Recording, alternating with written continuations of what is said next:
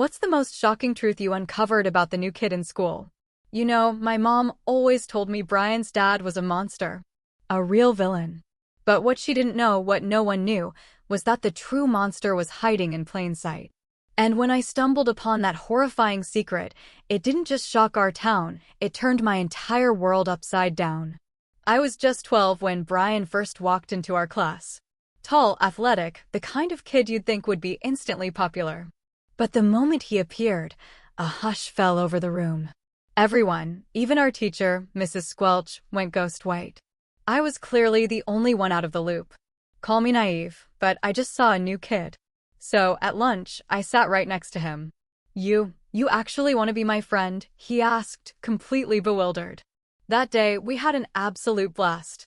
I didn't have many friends back then, so I rushed home, bursting with excitement, ready to tell my mom about my new buddy. "His name's Brian," I gushed. Her face drained of all color. "Stay away from that kid," she snapped, her voice suddenly tight with venom. "Him and his dad are monsters.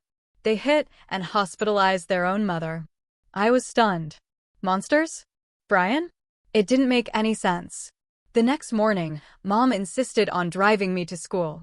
She marched straight up to Mrs. Squelch, whispering something that made the teacher nod grimly. When I tried to sit with Brian in class, Mrs. Squelch immediately moved my seat.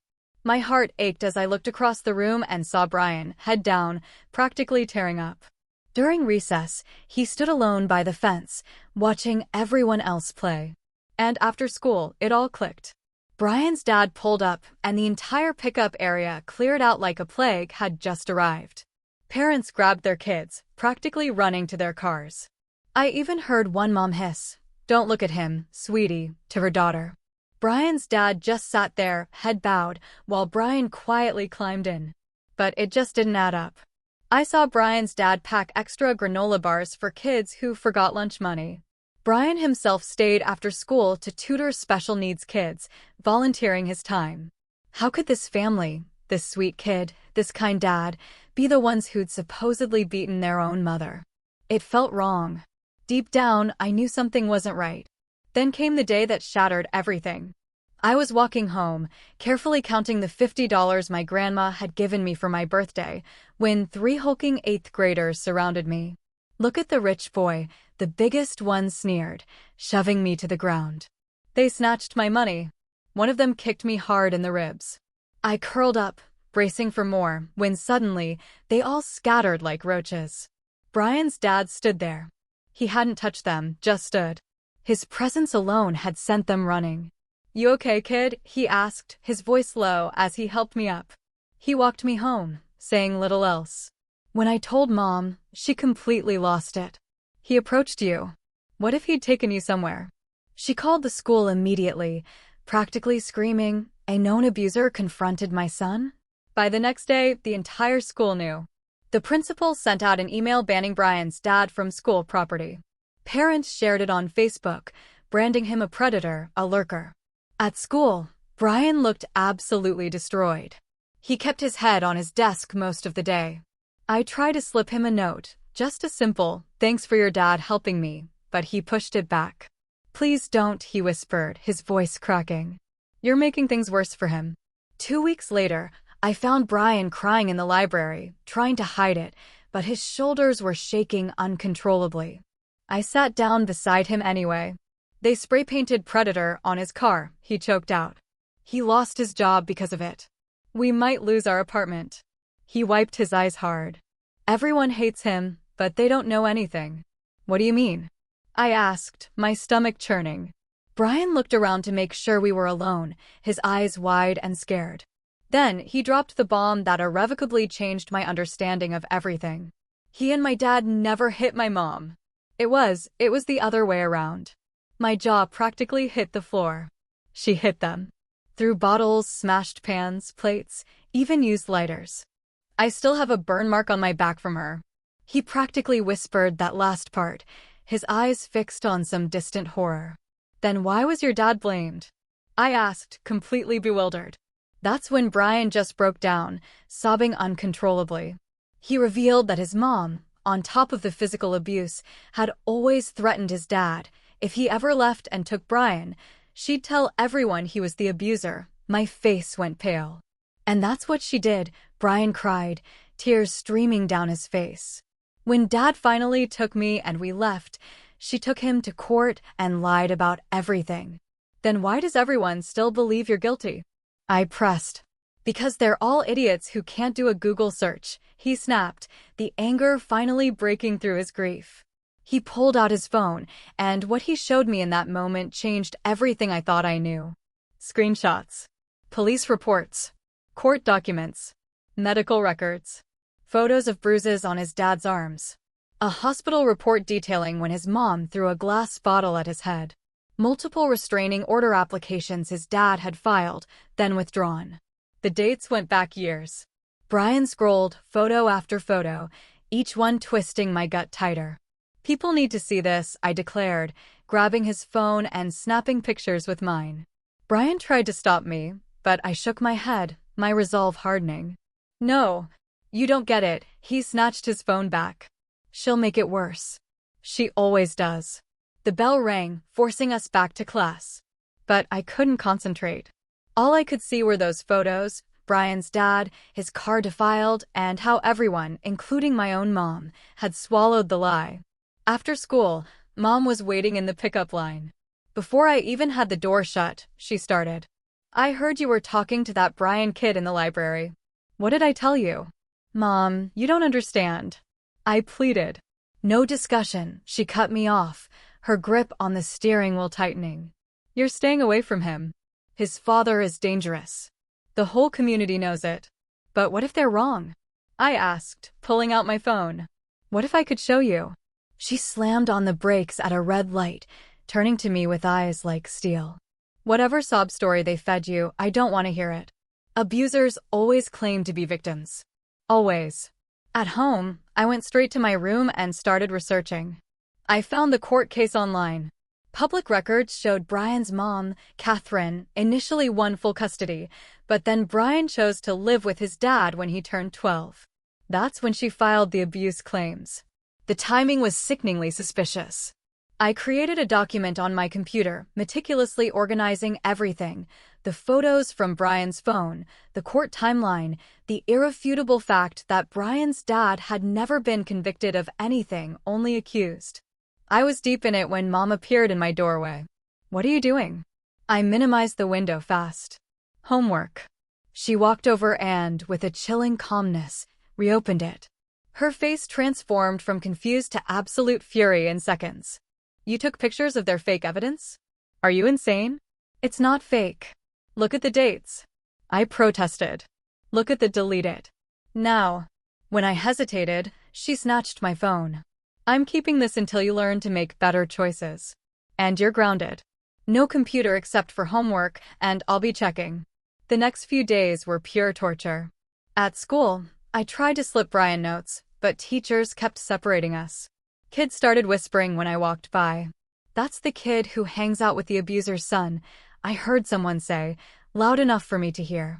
I started using the library computers during lunch. The librarian, Mrs. Chin, didn't pay much attention, as long as you were quiet. I dug deeper into public records. Catherine, Brian's mom, had quite a history.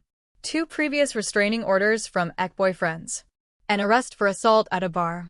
All before she even met Brian's dad. I was printing pages when someone cleared their throat behind me. Mrs. Patterson, the nosiest parent volunteer in existence, stood there, arms crossed, a smug look on her face. Shouldn't you be at lunch? I grabbed the papers and stuffed them into my backpack. Just finishing homework, I muttered. That afternoon, Mom was waiting in the principal's office. Mrs. Patterson sat beside her, radiating self-satisfaction. Principal Morrison held up the printed pages. Care to explain why you're researching restraining orders during school hours? Mom's face was stone. We'll discuss this at home. The car ride was silent. Dead silent. Until we pulled into our driveway. Then, Mom exploded. Mrs. Patterson told me everything. You're obsessed with defending these people. What's wrong with you? What's wrong with me? I screamed back, my own anger finally erupting. What's wrong with everyone else? You're destroying an innocent family because you're too stubborn to look at the evidence. Go to your room, she roared. You're not leaving this house, except for school, until you get your head straight. I stomped upstairs and slammed my door. Outside my window, I could see Mrs. Patterson's house across the street. She was probably already texting the other moms about my concerning behavior. At school the next day, it was worse. Kids moved away when I sat down. My usual lunch table was suddenly full. Even teachers looked at me differently. Brian caught my eye in the hallway and mouthed, "I'm sorry." I ate lunch alone in a bathroom stall, my mind racing, planning my next move. Mom had taken my phone and restricted my computer access, but she couldn't stop me from using school resources. I just had to be smarter. Over the next week, I developed a routine.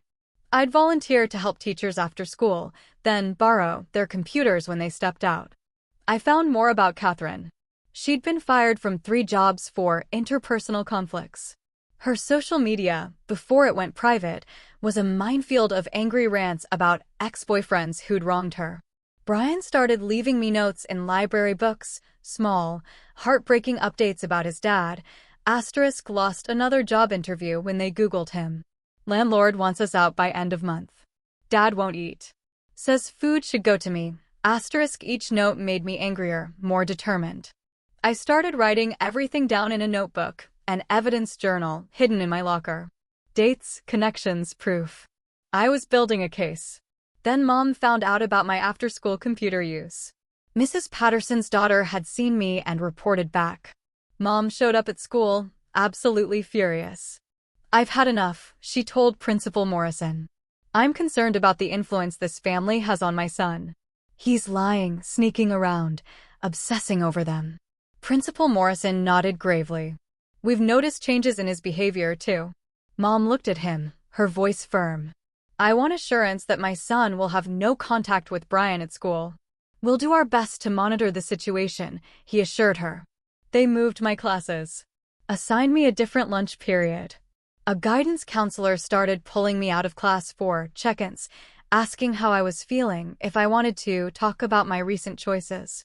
But they couldn't stop me from thinking, from planning, from knowing that somewhere in town, Brian and his dad were suffering because everyone chose comfortable lies over uncomfortable truth. One day, I saw Brian's dad at the grocery store. He was buying the cheapest bread, a jar of peanut butter. His clothes hung loose, like he'd lost a lot of weight. When he saw me, his eyes darted away. He headed for checkout.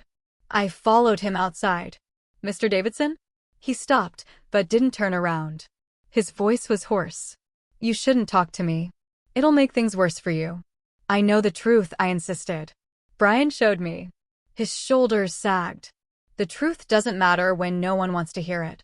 "I want to help," I said, my voice unwavering. He finally turned. His eyes were red-rimmed, utterly exhausted. "You're a good kid. But stay away from us, for your own sake." He drove off, the word predator still faintly visible under a layer of cheap paint on his car. That night, Mom came to my room with her laptop. "I want to show you something." She pulled up the parent Facebook group. Post after post after post about Brian's dad. Saw him lurking near the playground. He followed my daughter in the store. "Why isn't he in jail yet?" "These are lies," I said, my voice tight. "He's just existing, and they're making it sound criminal." 300 parents can't all be wrong, Mom said, closing the laptop. "I'm trying to protect you. This man is manipulating you through his son." "No," I shouted. "You're the one being manipulated by gossip and fear and enough." Mom stood up. "I've made appointments with a therapist.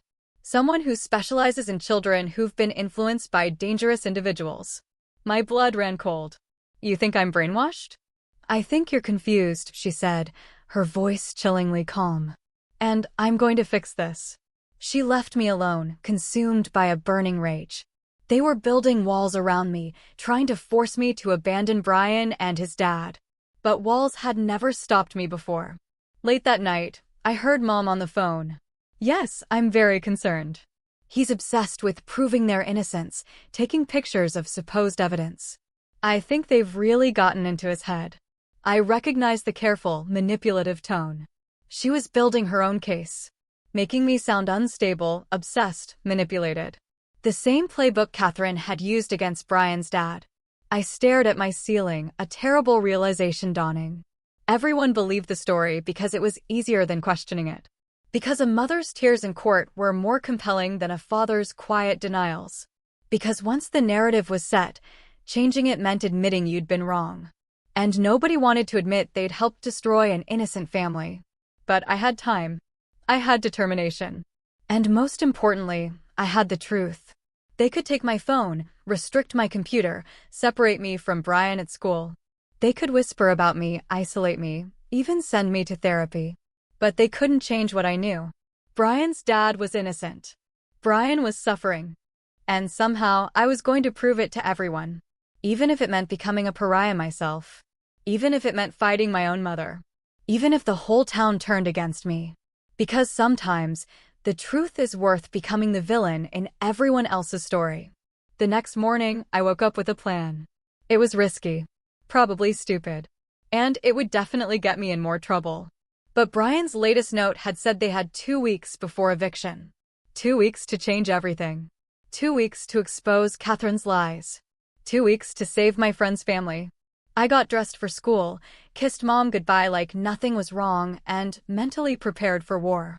They thought they'd broken me with isolation and therapy threats. They had no idea what I was capable of when I knew I was right. The therapy appointment was scheduled for Thursday. 3 days. During first period, I asked to use the bathroom and instead slipped into the empty computer lab. I logged into a terminal in the corner and pulled up Catherine's social media profiles using a fake account I'd created weeks ago.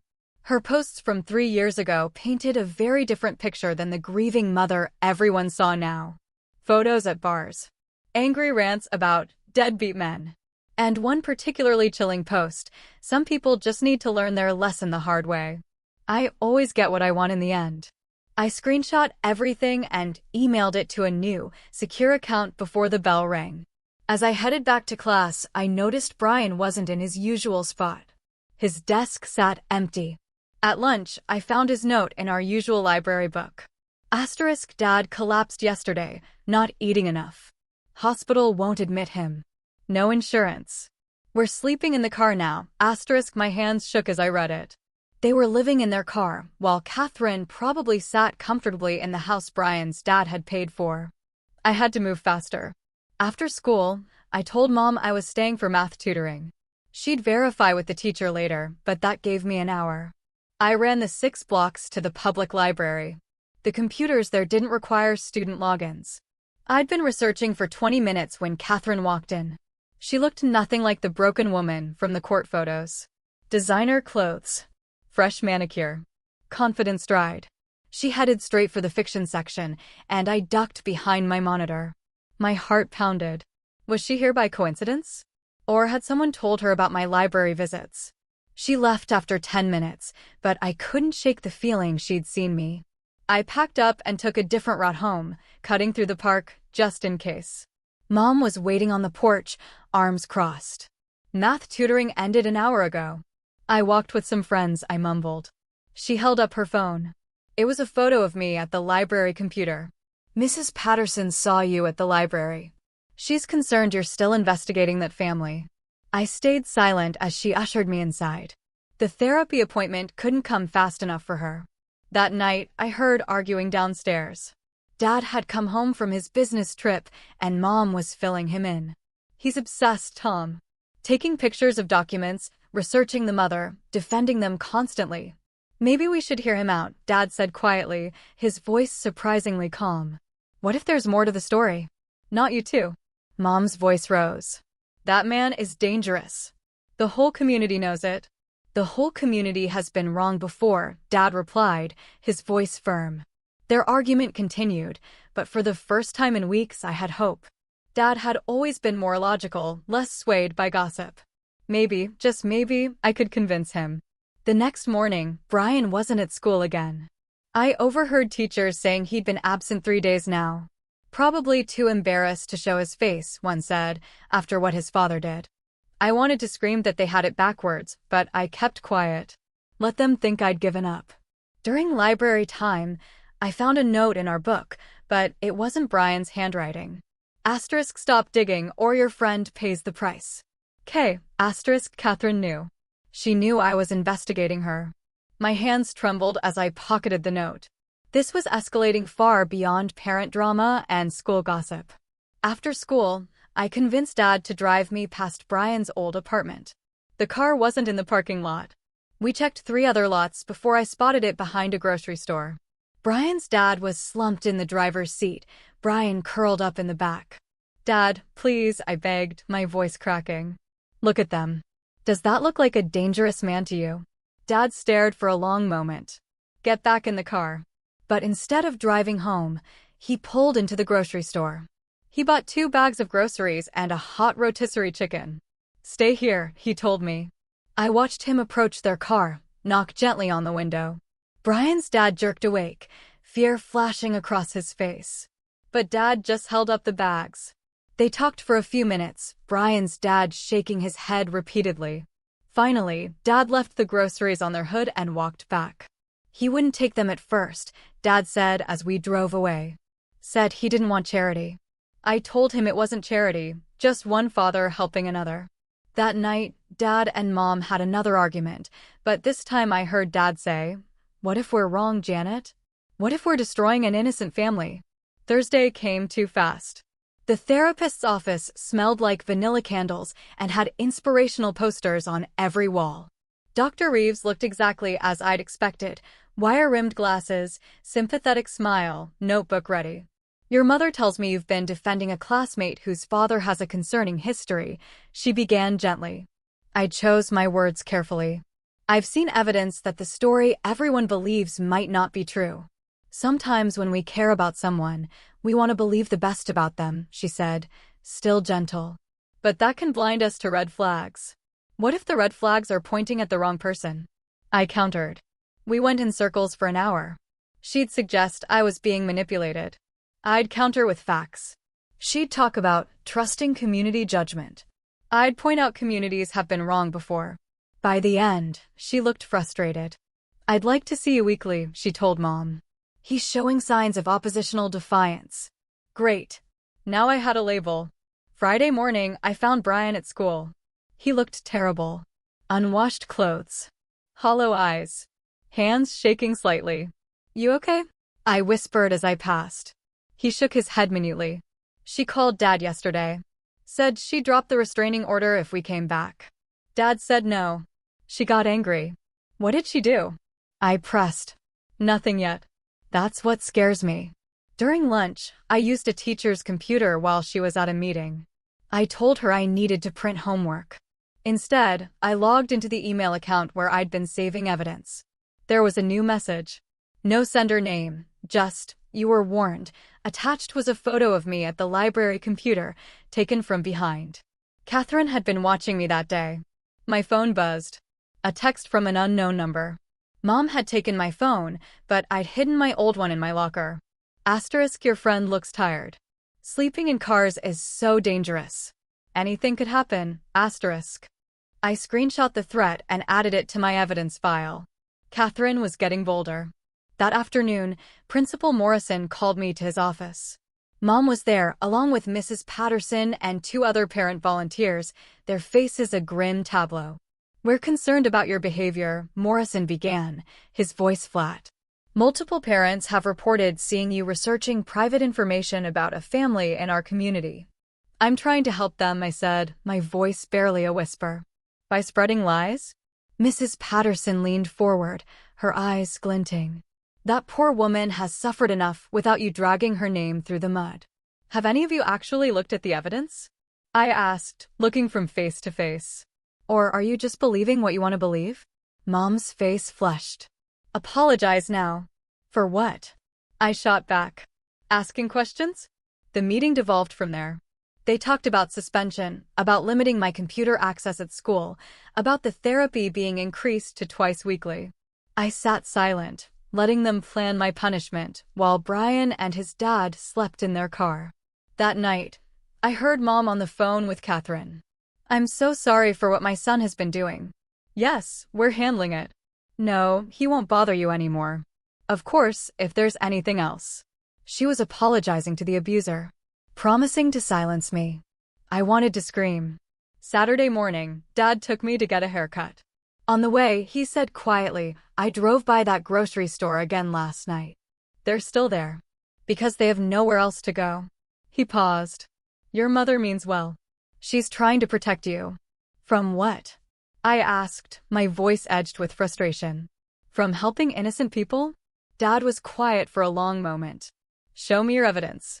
I stared at him, my heart leaping. "Really?" "I'm willing to look," he said, meeting my gaze. "But if I'm not convinced, you drop this. Deal?" I agreed immediately. That night, while Mom was at book club, I showed Dad everything. The photos Brian had shared, the court documents, Catherine's social media posts, her history of restraining orders, the threatening messages. Dad studied each piece carefully. His expression grew more troubled with each page. "This is substantial," he finally said. "So, you believe me?" I asked, a tremor in my voice. "I believe there's more to this story than we've been told." He rubbed his face, a deep sigh escaping him. "But your mother will never accept this. Neither will the community. They've invested too much in their version. So we just let them suffer?" I asked, incredulous. "I didn't say that." Dad looked thoughtful. "But we need to be smart about this. Catherine clearly knows you're investigating. These threats, we should go to the police." "With what?" "She's careful. Nothing directly threatening enough for them to act on." Dad's phone rang. Mom was calling to say book club was ending early. He quickly helped me hide the evidence. "We'll figure something out," he promised. "But be careful. Don't do anything reckless." Sunday passed quietly. Too quietly. No notes from Brian. No new threats from Catherine. The calm made me nervous. Monday morning. Everything exploded. I arrived at school to find police cars everywhere. Students clustered in groups, whispering excitedly. I pushed through until I could see. Brian's dad was in handcuffs. Brian stood beside a police car, tears streaming down his face. Catherine was there, too, holding a bloody tissue to her nose, talking animatedly to an officer. "He attacked me," she was saying, her voice a theatrical sob. "I just wanted to talk about our son, and he went crazy." I knew immediately what had happened. She'd provoked him somehow, maybe even hurt herself, and called the police. Classic abuser tactic: provoke a reaction, then play the victim. "That's not true," I shouted, pushing forward. "She's lying." An officer stopped me. "Stay back, son." "But I have evidence." "She's the abuser, not him." Catherine's eyes found mine over the officer's shoulder. She smiled. Slightly. Triumphantly. They put Brian's dad in the police car. Brian tried to go with him, but Catherine grabbed his arm, a vice grip. "You're coming home with me, sweetheart. Where you belong." "No." Brian tried to pull away. "I won't go with you." "He's my son," Catherine told the officers, her voice syrupy sweet. "I have custody. He's just confused because his father has been filling his head with lies." They made Brian go with her. I watched helplessly as she led him to her car, her grip tight on his arm. He looked back at me terrified. At home, I told Dad everything. He immediately called a lawyer friend, but the news wasn't good. With Catherine's new accusation, Brian's dad would likely be held at least overnight. And with existing custody orders, Catherine had every right to take Brian. "We need those threats she sent," Dad said, pacing. "They show she's been planning this." But when I checked my hidden phone, the messages were gone. Somehow, she'd remotely deleted them. I still had the screenshots in my email, but would anyone believe they were real? That night, I lay awake thinking about Brian, trapped in that house with her. Was she hurting him? Was he okay? Tuesday morning, Brian wasn't at school. I overheard teachers saying Catherine had called to say he was traumatized and needed time to readjust. I knew better. She was keeping him prisoner. During lunch, I snuck out. I know I'd promised Dad not to be reckless, but I couldn't leave Brian there. I ran the 8 blocks to Catherine's house. The curtains were drawn, but I could hear shouting inside. Then a crash. Then Brian's voice, high and scared. "Please, Mom. I'm sorry." I called 911 for my hidden phone. "I think someone's being hurt at 438 Maple Street. I can hear screaming and things breaking." I waited behind a tree until the police arrived. They knocked, and Catherine answered, looking perfectly composed. "Officers, is something wrong? We received a call about a disturbance." "Oh, that must have been the TV," she said, with a light laugh. "I was watching an action movie. Sorry if it was too loud." They bought it. They actually bought it. I wanted to scream that Brian was in there, probably hurt, but I knew they'd just call my parents. After they left, Catherine stepped onto her porch and looked directly at where I was hiding. "I know you're there," she called, her voice chillingly sweet. "Brian wants to tell you something." Brian appeared in the doorway. Even from a distance, I could see the red mark on his cheek. "Stop trying to help," he said woodenly. "You're making everything worse. Just leave us alone." Catherine's hand was on his shoulder, squeezing. He was reading from a script. I ran back to school, arriving just as lunch ended. My teacher marked me tardy, but I didn't care. I had to do something. That afternoon, I made a decision. If the adults wouldn't listen to evidence, maybe they'd listen to Brian himself. I started recording videos on my hidden phone, documenting everything. The dates. The timeline. The threats I'd screenshot before they were deleted. "My name is narrator's name," I began, my voice trembling but firm. "And I'm about to tell you the truth about Catherine Davidson." I uploaded it to YouTube that night, then shared the link anonymously in the parent Facebook group. Within an hour, it had 50 views. Then 100. Then Mom burst into my room. "What have you done?" The video was already being discussed in the group. Some parents were calling me a liar, but others were asking questions. Why would a 12-year-old make this up? What did he have to gain? You're grounded indefinitely, Mom said, her voice tight with fury. No school, no leaving the house, nothing until you take that video down. Excuse me, I said, my jaw set. No.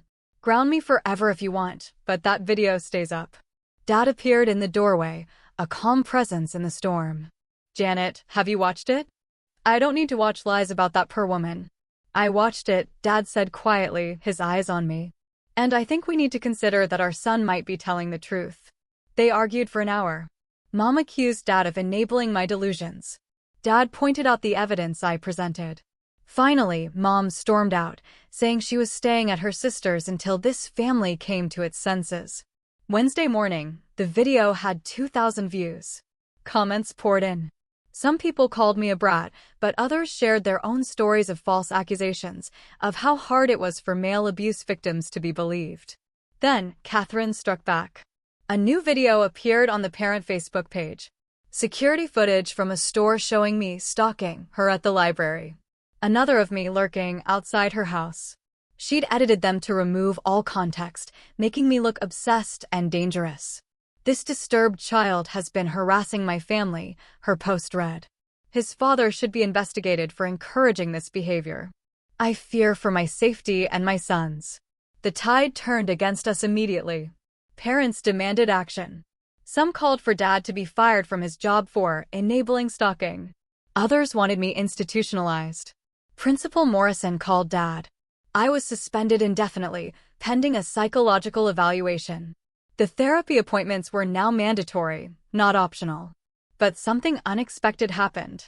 Brian's dad's lawyer saw my video. He called Dad that afternoon. Your son's video is the first real help we've gotten, he said, his voice urgent. Would he testify about what he's witnessed? He's 12, Dad said, his voice heavy. And the community has already turned against him. I understand, the lawyer replied. But that video is making people outside your community ask questions. Sometimes that's all it takes. One crack in the narrative. That night, I couldn't sleep. Brian was still trapped with Catherine. His dad was still in jail. And now my family was falling apart, too. But that video was still up. Still spreading. Maybe, just maybe, it would reach someone who could help. Thursday brought a breakthrough from an unexpected source. A woman named Sarah commented on my video. Catherine Davidson was my roommate in college. Everything this kid is saying tracks with what I saw. She put her ex-boyfriend in the hospital and convinced everyone he was the aggressor. I have photos. Sarah's comment included pictures from 20 years ago. Catherine with bruised knuckles, laughing about teaching him a lesson. Police reports where she was listed as the aggressor, but talked her way out of charges. I screenshot everything before Catherine could get it removed. But Sarah did more than comment. She called the police department where Brian's dad was being held. She called local news stations. She called anyone who would listen.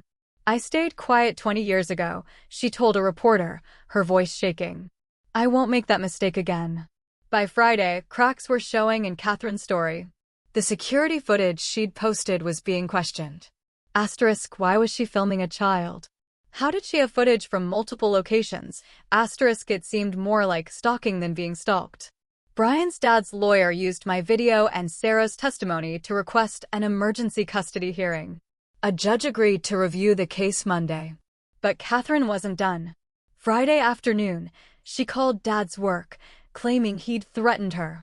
She had a recording, cleverly edited from a voicemail he'd left asking her to let Brian return to school. Dad's boss called him in. There would be an investigation. In the meantime, Dad was suspended with pay. I'm sorry, I told him that night, tears welling up.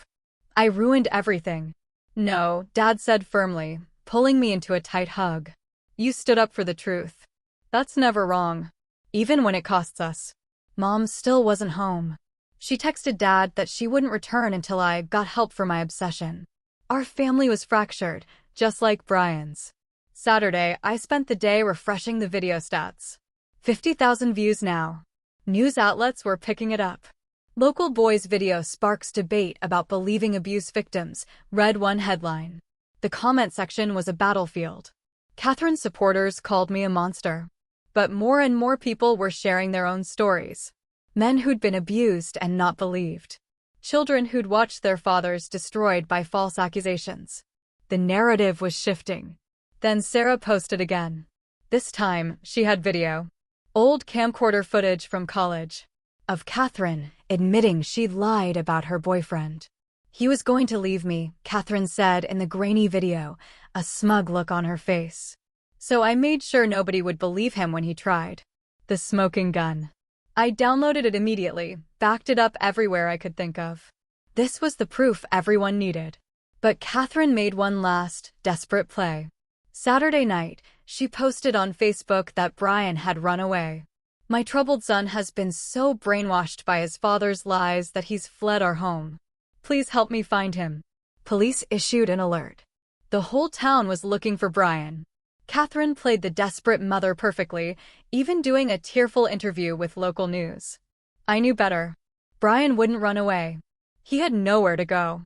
Which meant Catherine had done something with him. Hidden him somewhere to make her story believable.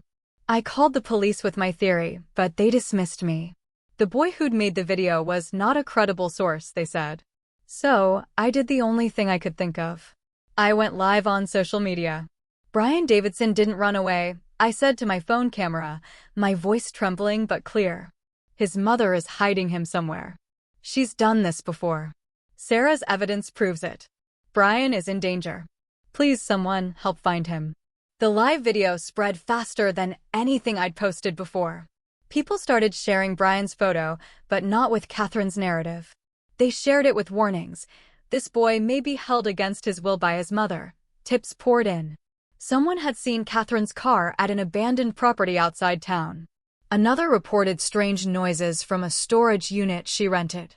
The police, faced with mounting public pressure, had to investigate. They found Brian, locked in Catherine's storage unit, with a sleeping bag and some water. She told him if he left, she'd call his father. The news broke Sunday morning. Catherine was arrested. Brian was safe, traumatized, but physically unharmed. The footage of police leading Catherine away in handcuffs while she screamed about conspiracy was everywhere. But the real vindication came when they reviewed Brian's medical records with fresh eyes. The pattern was clear. Injuries consistent with abuse. All from before his parents separated. All from when he lived primarily with Catherine. Brian's dad was released immediately. The charges were dropped. The reunion video of Brian running into his father's arms went viral. The community that had condemned them was forced to confront an uncomfortable truth. They'd been wrong. They'd chosen comfortable lies over uncomfortable evidence. They'd nearly destroyed an innocent family because believing a mother's tears was easier than questioning the narrative. Some apologized. Principal Morrison personally called to lift my suspension and Brian's dad's school ban. Mrs. Patterson, surprisingly, showed up at our door with a casserole and tearful regret. But others doubled down, insisting Catherine was still the real victim, that we'd all been fooled. The parent Facebook group split into factions. Friendships ended. The community that had been so united in their hatred was now divided by truth. Mom came home Sunday night. She stood in the doorway of my room for a long moment before speaking. "I was wrong," she said simply, her voice small. "I was so focused on protecting you that I refused to see what was right in front of me." "You were doing what you thought was right," I said, trying to reassure her. "No," she shook her head, tears in her eyes. "I was doing what was easy. Believing what everyone else believed because questioning it was too hard." Our family started healing slowly. The therapy sessions Dr. Reeves had insisted on became family sessions where we actually worked through what had happened. Brian and his dad found a new apartment with help from a GoFundMe that Sarah started. The same community that had shunned them now donated thousands to help them start over. At school, things were different. Some kids treated me like a hero. Others whispered that I was a troublemaker who destroyed a family. Brian and I ate lunch together, no longer caring what anyone thought. "Thank you," he said one day, "for not giving up. Even when it cost you everything." "You would have done the same for me," I replied, a lump in my throat. "I don't know if I would have been brave enough," he admitted. "To stand alone against everyone? To keep fighting when your own family turned against you? That took real courage." Catherine's criminal trial was months away, but her reputation was utterly destroyed. The truth had finally caught up with her carefully constructed lies. She'd lost her son, her freedom, and the sympathy she'd weaponized for so long. But the real victory wasn't her downfall. It was Brian's smile returning. It was his dad getting a new job without whispers following him. It was a community slowly learning that sometimes the truth is more complex than the story they want to believe. I learned something, too. Standing up for truth isn't easy. It costs you friends, divides families, makes you question everything. But when you know you're right, when someone's life hangs in the balance, you keep going. Even if it means becoming the villain in everyone else's story. Because sometimes, that's what heroes have to do. Monday morning brought chaos. The emergency custody hearing was scheduled for 2 p.m.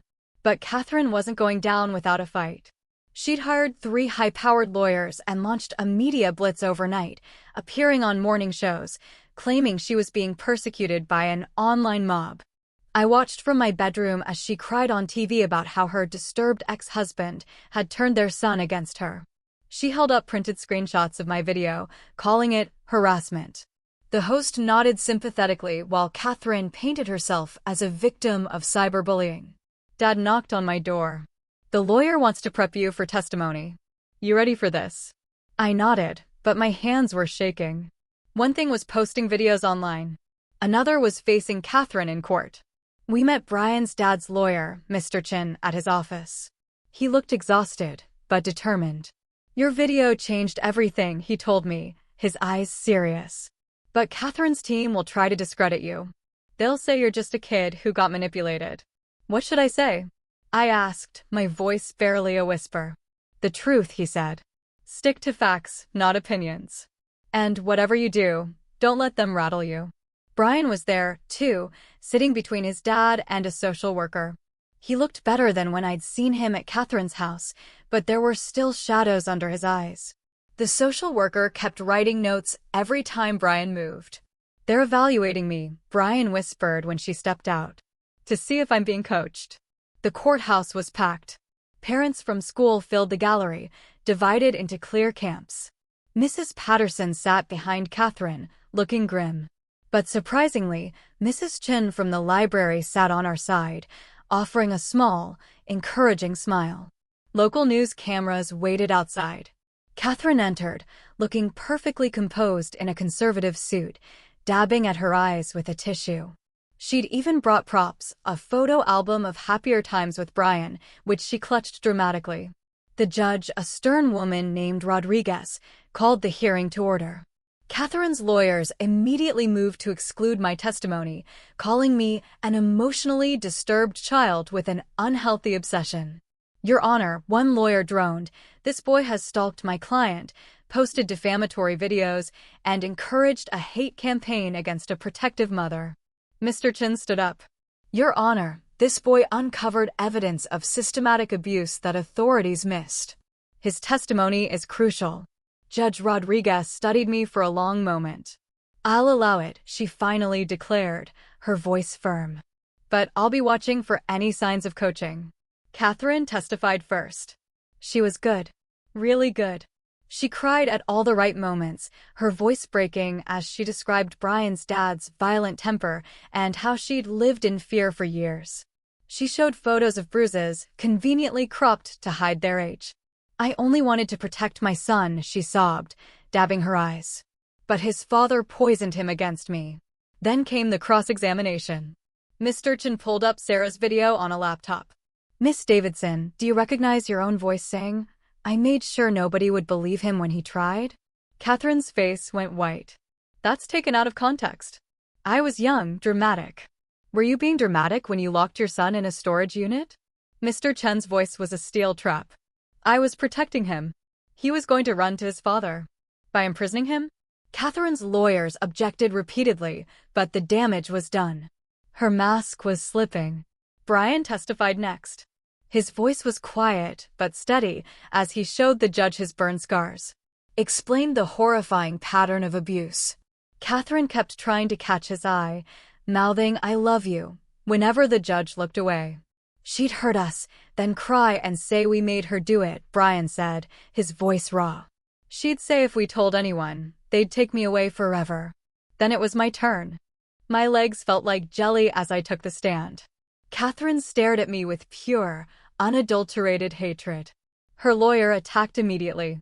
Isn't it true you have no friends except Brian? I have friends, I said, trying to keep my voice steady. But Brian was your first real friend, wasn't he? You'd do anything to keep that friendship. I remembered Mr. Chen's advice. Stick to facts. I saw evidence of abuse. I reported it. You mean you saw what Brian wanted you to see? You took photos without permission, stalked my client.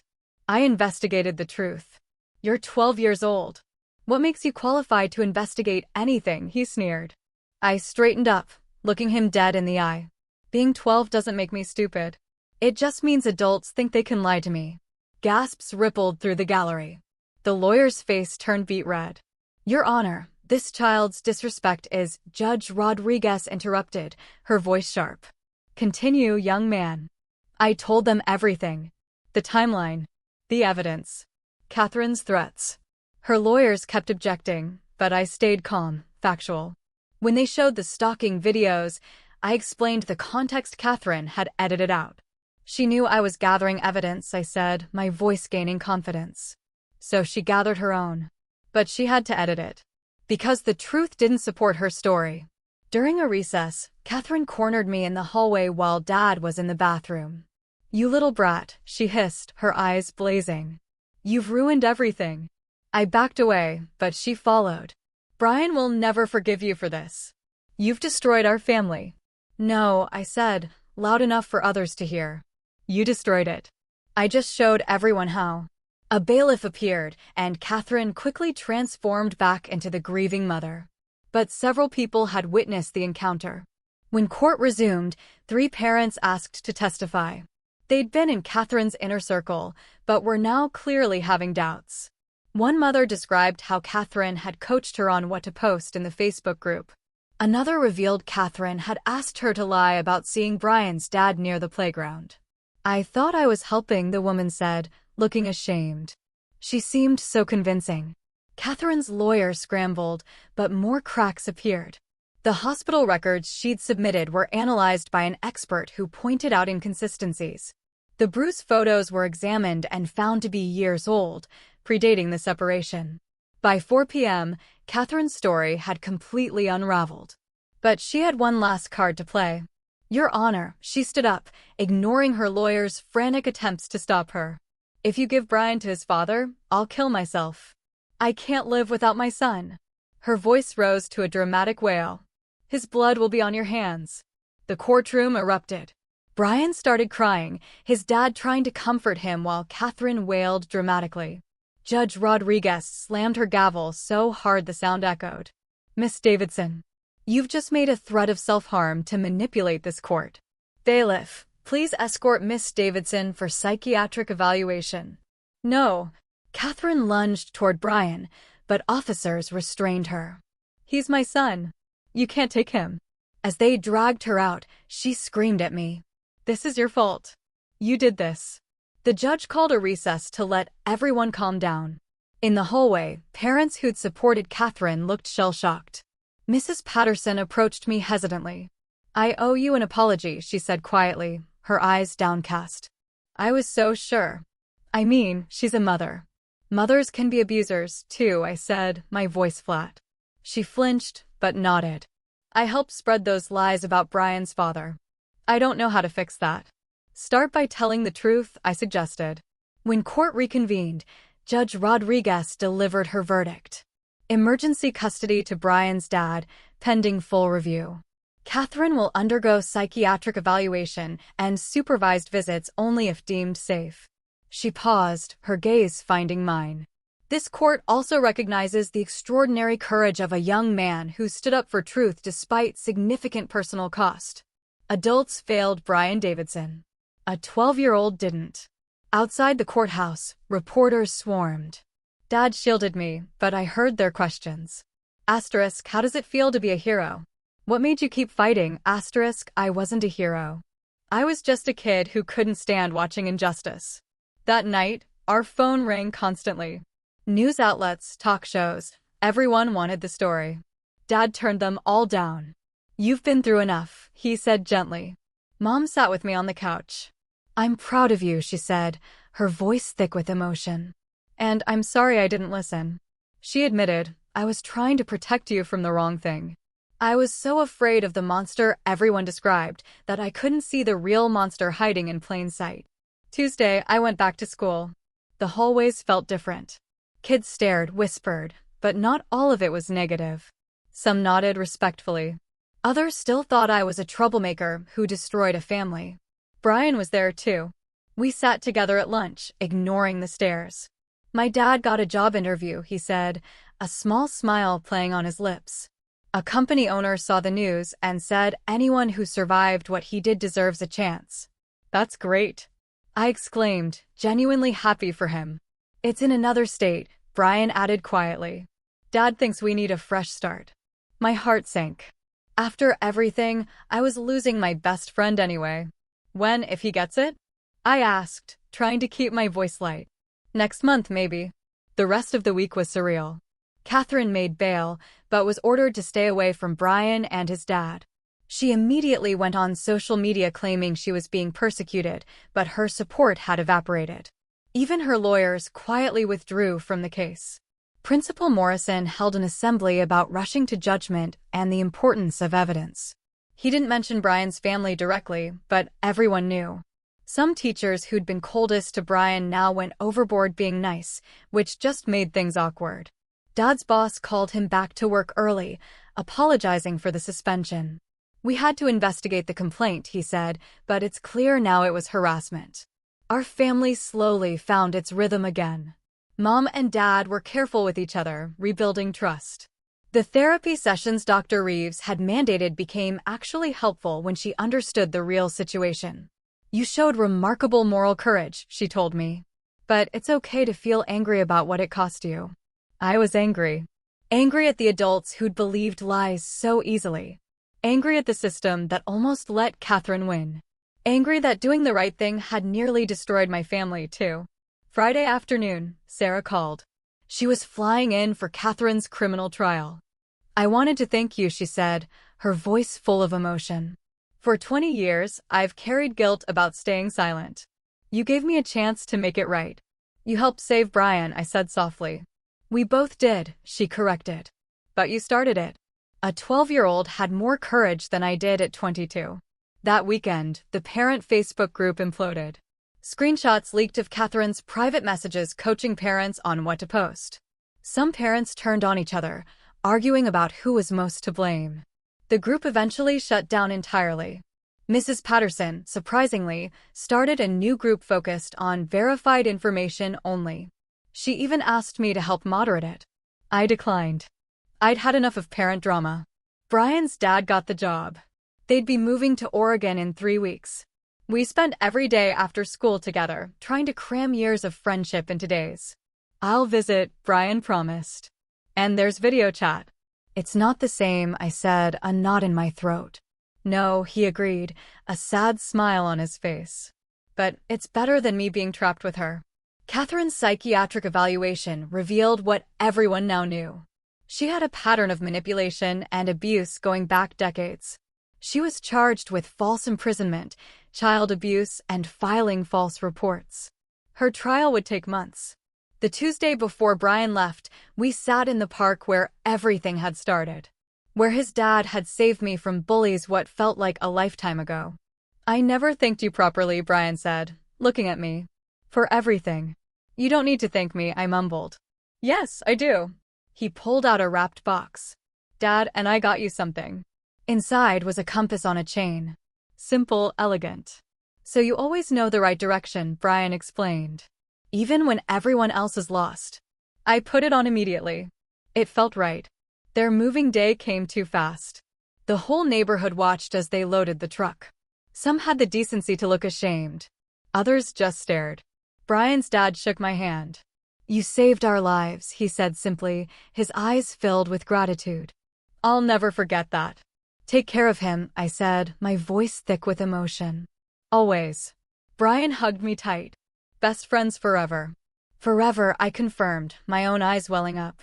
I watched their truck disappear around the corner, the compass heavy against my chest. Mom put her arm around me. You did a good thing, she said quietly. Even though it hurts now. That night, I sat at my computer and started typing. Not another video or expose, just a simple post. Asterisk, sometimes the truth costs everything. Sometimes you lose your best friend to save them. Sometimes being right feels worse than being wrong. But truth matters. Justice matters. And sometimes a 12-year-old has to remind adults of that. Asterisk, I posted it and closed my laptop. Tomorrow would bring new challenges, new fights, probably. Catherine's trial loomed. The community was still fractured. Some people would never forgive me for exposing their comfortable lies. But tonight, I held the compass and remembered Brian's smile in the courthouse when the judge said he was free.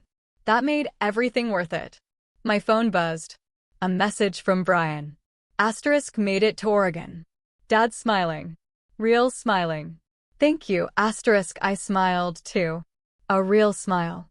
For the first time in months. What would you have done in my place? Have you ever had to fight for a truth no one wanted to believe, even when it felt like the whole world was against you? Tell me what you think in the comments. I really want to know.